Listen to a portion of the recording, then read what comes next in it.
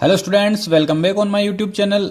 हम कर रहे थे क्लास 12th की मैथमेटिक्स का चैप्टर 7 दैट इज इंटीग्रल। ठीक है, इंटीग्रल का मैंने फर्स्ट पार्ट ऑलरेडी मैं यूट्यूब पे अपने चैनल पे अपलोड कर चुका हूं।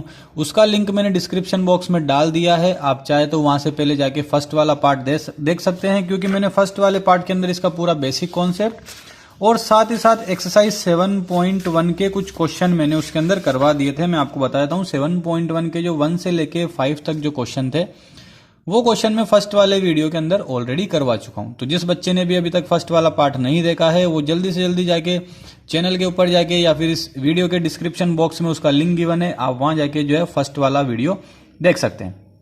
अब स्टार्ट करते हैं अपन इसके नेक्स्ट क्वेश्चन, जो कि स्टार्ट होते हैं क्वेश्चन नंबर 6 से। ठीक है ना, तो यहां देखिए 6 से लेके काफी ज्यादा क्वेश्चन इसके अंदर इस एक्सरसाइज के अंदर देखने को मिलेंगे। तो फिर से इस एक्सरसाइज के कुछ पार्ट्स होंगे तो मैं आपको डिटेलिंग दे दूंगा कि कौन से वाले वीडियो में कौन से नंबर क्वेश्चन तक किया हुआ है। आप थंबनेल पे चेक कर सकते हैं, पूरा प्रॉपर आपको लेवल उसके अंदर मिल जाएगा। तो अब अपन स्टार्ट करते हैं क्वेश्चन 6 से। Find the following integral in exercise 6 to 20। 6 से लेके 20 तक आपको इंटीग्रल फाइंड करना है, मतलब इंटीग्रेशन करना है हर एक क्वेश्चन का। अब मैं 1 by 1 आपको देखिए क्वेश्चन सोल्व करके दिखा देता हूं। यहाँ शीट के ऊपर देखिए इस जगह पे जो है मैं आपको क्वेश्चन 1 by 1 सोल्व कर देता हूं। सबसे पहले बात करते हैं क्वेश्चन नंबर 6 की। तो देखिए क्वेश्चन नंबर 6 लिखा हुआ है इंटीग्रेशन ऑफ 4e⁻³ + 1। इसका आपको इंटीग्रेशन करना है, इंटीग्रल करना है इसका। ठीक है ना, इंटीग्रेशन इसका करना है। अब यहां देखिए इंटीग्रेशन में ये दो पार्ट्स के अंदर डिवाइड होगा। जहां पर भी ये ऑपरेशन आ जाए प्लस माइनस का कुछ, तो वहां आपको इसको ब्रेक कर देना। जैसे पहले अपन करेंगे 4e⁻³ का इंटीग्रेशन और देन अपन करेंगे 1 का इंटीग्रेशन। ठीक है, दोनों का अलग अलग करना। अब आपको पता है 4 तो कांस्टेंट है, 4 तो आ जाएगा बाहर, और e⁻x का आपको पता है e⁻x का इंटीग्रेशन जो होता है वो e⁻x ही होता है। और अगर मान लीजिए यहाँ कुछ नंबर आ गया, जैसे मान लीजिए 2 आ गया, 3 आ गया, तो वो नंबर क्या होता है इसमें नीचे इस तरीके से आ जाता है। ठीक है ना, तो यहां जैसे e⁻3x है तो e⁻3x का इंटीग्रेशन होगा e⁻3x/3, और 1 का इंटीग्रेशन होता है x। 1 का इंटीग्रेशन x होता है, और एक कांस्टेंट इसके अंदर लगता है, जो कि मैं बेसिक वीडियो में बता चुका हूं कि इसके अंदर एक कांस्टेंट लगता है, हमेशा लगता है। ठीक है, तो ये इसका आंसर हो चुका है फाइनल 6 वाले क्वेश्चन का। बिल्कुल इजी क्वेश्चन था ये। ठीक है ना, इसका आंसर ये आ चुका है। अब मैं बात करता हूं क्वेश्चन नंबर 7 की। तो देखिए 7 वाला क्वेश्चन लिखा हुआ है integration of x² 1 - 1/x² dx। इस तरीके से ये लिखा हुआ है। ठीक है ना, तो यहां मैं सबसे पहले क्या करता हूं कि ये जो x² है इसको अंदर ब्रैकेट में मल्टीप्लाई कर देते हैं। तो जब मैं इस x² को अंदर ब्रैकेट में मल्टीप्लाई करता हूं तो x² को 1 से करेंगे x² माइनस x² को 1/x² से करेंगे तो x²/x² आएगा। इतना तो आपको बेसिक पता ही होगा, है ना। अब देखिए अलग अलग कर देते हैं। जैसे ये x² का अलग इंटीग्रेशन होगा, और यहां से x² से x² कट के क्या बचेगा, यहां पे केवल 1 बचेगा। आई होप इतनी बात आपको समझ में आ गई होगी। अब x² का इंटीग्रेशन होता है x³/3, क्योंकि इंटीग्रेशन के अंदर आपको पता है x⁻n का इंटीग्रेशन होता है x⁻n+1/n+1। तो जितनी पावर होती है उसमें एक बढ़ जाता है पावर के अंदर। जैसे यहाँ 2 थी तो 3 हो गई, और नीचे आपको 3 एज इट इज लिखना पड़ेगा n+1। और ये -1 का इंटीग्रेशन जैसे अभी यहाँ किया था, 1 का इंटीग्रेशन x होता है, तो यहाँ भी 1 का इंटीग्रेशन x होगा, और एक कांस्टेंट इसके अंदर ऐड हो जाएगा। तो ये 7th वाला क्वेश्चन अपना इस तरीके से कंप्लीट होता है। अब बात करते हैं नेक्स्ट 8th वाले क्वेश्चन की। तो 8th वाला क्वेश्चन लिखा हुआ है देखिए ax² + bx + c, और इसका ये इंटीग्रेशन dx के रेस्पेक्ट में।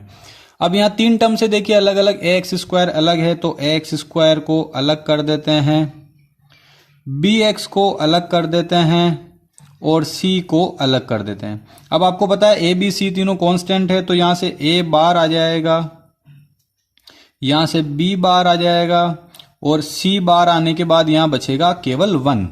ठीक है ना, अब आपको पता है कि x² का इंटीग्रेशन होता है x³/3। अभी थोड़ी देर पहले किया था x² का इंटीग्रेशन x³/3। x का इंटीग्रेशन होता है x²/2, क्योंकि पावर 1 है, यहाँ पे पावर 1 होगी तो क्या होगा, जैसे ये x की पावर 1 हो गई तो x²/2 आएगा ना, 1+1/1+1 इस तरीके से, है ना। तो ये हो गया x²/2, और प्लस c, और 1 का इंटीग्रेशन होता है x, और ये प्लस सी कांस्टेंट इसमें एक ऐड हो जाएगा। तो ये अपना 8th वाला क्वेश्चन भी यहाँ पे कंप्लीट होता है। आई होप 8th क्वेश्चन तक आपको कंप्लीट समझ में आ गया होगा। अब मैं बात करता हूं क्वेश्चन नंबर 9 की। तो देखिए 9th वाला क्वेश्चन लिखा हुआ है 2x square integration of 2x square plus EX और DX। ठीक है, यहां पे भी देखिए दो पार्ट्स के अंदर ये सोल्व होगा। एक तो आपको करना पड़ेगा 2x स्क्वायर का इंटीग्रेशन, एक आपको करना पड़ेगा EX का इंटीग्रेशन।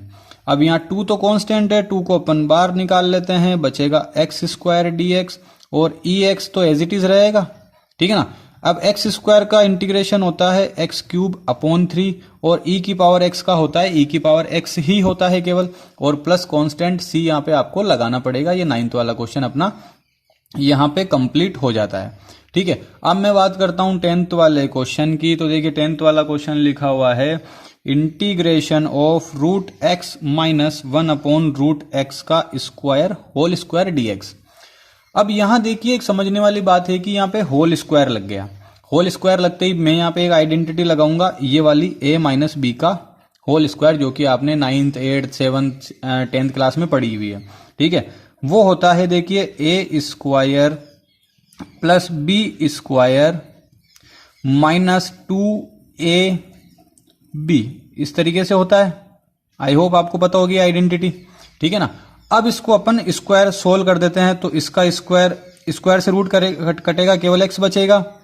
इसका भी स्क्वायर से रूट कटेगा तो केवल 1 अपॉन x बचेगा। ये रूट x से रूट x कटेगा तो केवल 2 बचेगा, और इस तरीके से ये सोल्व हो जाएगा। अब हर एक का अलग अलग इंटीग्रेशन कर देते हैं। x का अलग कर देते हैं, 1 अपॉन x का अलग कर देते हैं, और 2 का अलग कर देते हैं। ठीक है ना। x का इंटीग्रेशन होता है x स्क्वायर अपॉन 2। अभी थोड़ी देर पहले किया था, देखिए x का इंटीग्रेशन किया था x स्क्वायर अपॉन 2 यहाँ पे। ठीक है, बताया भी था मैंने। और 1 अपॉन x का होता है log x, जो कि मैंने आपको बेसिक वाले वीडियो के अंदर बताया कि आपको क्या क्या चीजें याद करनी है।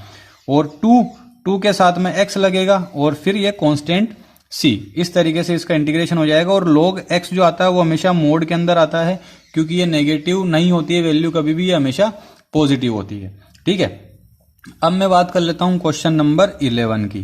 11 वाला क्वेश्चन देखिए लिखा हुआ है कुछ इस तरीके से x cube plus 5x square minus 4 upon x square, और इसका ये इंटीग्रेशन dx।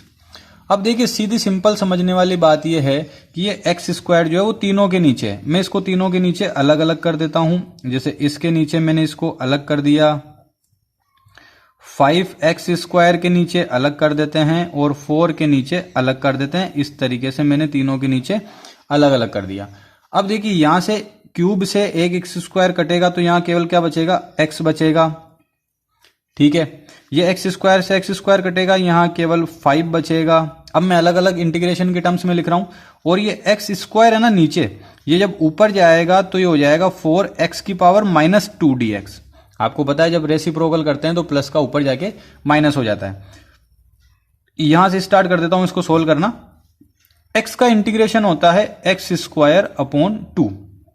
ठीक है, और 5 का इंटीग्रेशन होता है 5x, और ये माइनस 4 एज इट इज रहेगा। x स्क्वायर का x की पावर माइनस 2 है, तो देखिए ये क्या हो जाएगा, x की power minus 2 plus 1 upon minus 2 plus 1। अभी बताया था देखिए n x की पावर n प्लस 1, तो वही पावर में प्लस 1 करना पड़ेगा।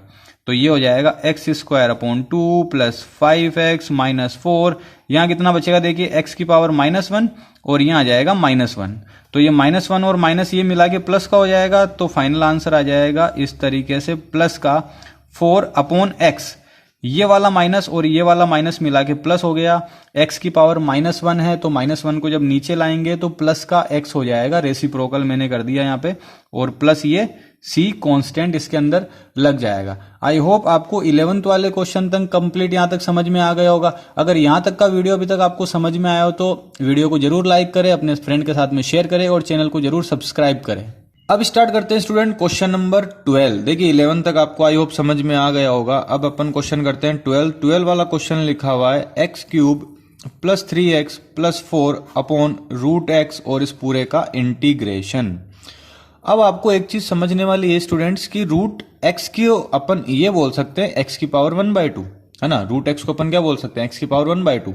तो ये एक्स की पावर 1/2 को मैं तीनों के नीचे अलग अलग कर देता हूं, जैसे एक्स क्यूब अपॉन एक्स की power 1/2 plus 3x upon x की पावर 1/2 प्लस 4 अपॉन एक्स की पावर 1/2 और ये इस पूरे का इंटीग्रेशन।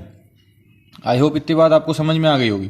ठीक है, अब देखिए आपको पता है कि जब ये पावर जो है ऊपर जाएगी, एक्स की पावर 1/2 ऊपर जाएगा तो पावर माइनस होती है, जब डिवाइड में होता है तो पावर माइनस होती है। तो इसके अंदर हो जाएगा एक्स की पावर 3 माइनस 1/2, यहां हो जाएगा 3x की पावर 1 माइनस 1/2 और यहां बचेगा 4 एक्स की पावर माइनस 1/2, क्योंकि ये ऊपर एक्स है ही नहीं तो ये डायरेक्ट 1/2 ऊपर जाएगा तो ये माइनस का 1/2 हो जाएगा यहाँ पे। आई होप ये बात भी आपको समझ में आ गई होगी इतनी। देखिए पावर 3 में से 1/2 माइनस करा, यहाँ 1 है, 1 में से 1/2 माइनस करेंगे और यहाँ कुछ भी नहीं है तो माइनस का 1/2।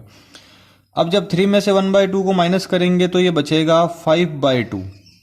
आपको आता ही होगा तो सिंप्लीफाई करना, 3 2 जा 6 माइनस 1 5/2, है ना। आगे देखते हैं 3, 1 में से हाफ माइनस करेंगे तो हाफ बचेगा और ये 4 और ये माइनस का एज इट इज रहेगा माइनस 1/2, ये तो एज इट इज रहेगा। ठीक है ना।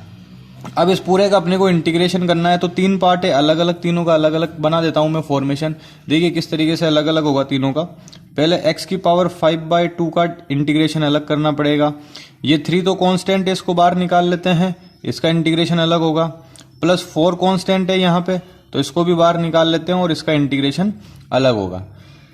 अब आपको पता है इंटीग्रेशन में x की पावर n का इंटीग्रेशन जो होता है वो होता है x की पावर n+1 अपॉन n+1, है ना। ये आपको पता होना चाहिए, कितनी बार ही बता चुका हूं मैं इस वीडियो के अंदर आपको।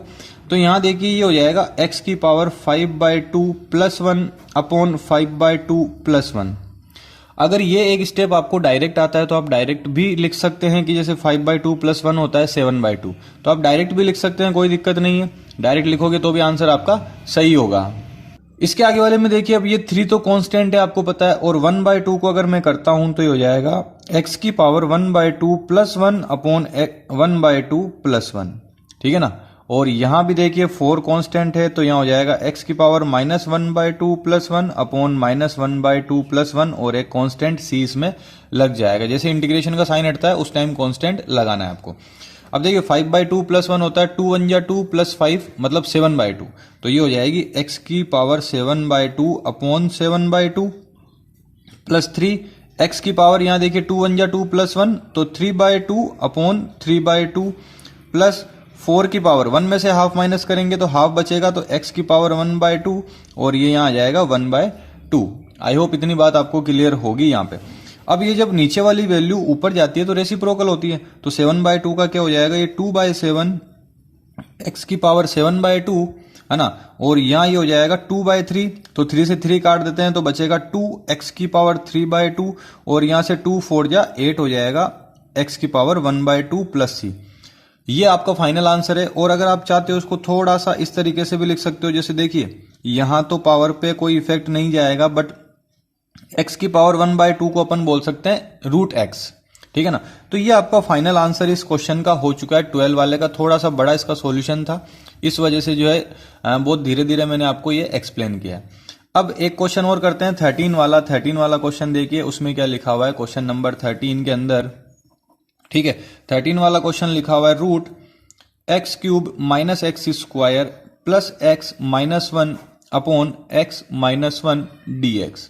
ये क्वेश्चन लिखा हुआ है। ठीक है, अब इस क्वेश्चन के अंदर देखिए आपको क्या करना है, सिंपली यहां से मैं दो के पेयर बना के फैक्टर कर लेता हूं। जैसे इन दो का पेयर बना लिया और इन दो का पेयर बना लिया, इसमें से कर देते हैं फैक्टर।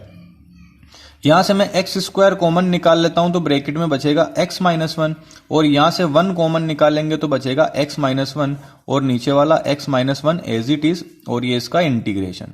ठीक है, अब आपको पता है फैक्टर में 2 ब्रैकेट कॉमन आ रहे हैं तो इसको एक बार ही लिखते हैं और ब्रैकेट के बाद जो वैल्यू है x² प्लस 1 उसका ब्रैकेट बना दिया और ये x minus 1 as it is और ये इंटीग्रेशन इसका। ठीक है, अब ये x माइनस 1 से x माइनस 1 कैंसिल हो जाएगा, आपके पास सिंपली बचेगा x² प्लस 1 dx। अब इसमें x² का इंटीग्रेशन अलग करना पड़ेगा और 1 का इंटीग्रेशन अलग करना पड़ेगा। x² का इंटीग्रेशन होता है x³ अपॉन 3 और 1 का होता है x और ये प्लस c एक कांस्टेंट यहाँ पे लग जाएगा। तो ये 13 क्वेश्चन यहाँ पे कंप्लीट होते हैं अपने। आई होप आपको यहाँ तक वीडियो समझ में आया होगा। अगर क्वेश्चन समझ में आ रहे हैं, वीडियो अच्छा लग रहा है तो जरूर वीडियो को लाइक करें, अपने फ्रेंड के साथ में शेयर करें और चैनल को सब्सक्राइब करना ना भूलें। ये पार्ट अपन यहीं तक रखेंगे, ठीक है। अगले पार्ट जो इसका आएगा, पार्ट 3 इस चैप्टर का, उसमें मैं रिमेनिंग इस एक्सरसाइज के बचे हुए सारे के सारे क्वेश्चन आपको सॉल्व करवा दूंगा। तो बने रहें चैनल पे, चैनल को सब्सक्राइब करके बेल आइकन जरूर प्रेस कर देवे ताकि आने वाला वीडियो का नोटिफिकेशन आपको जल्दी से जल्दी मिल जाए। Thank you so much.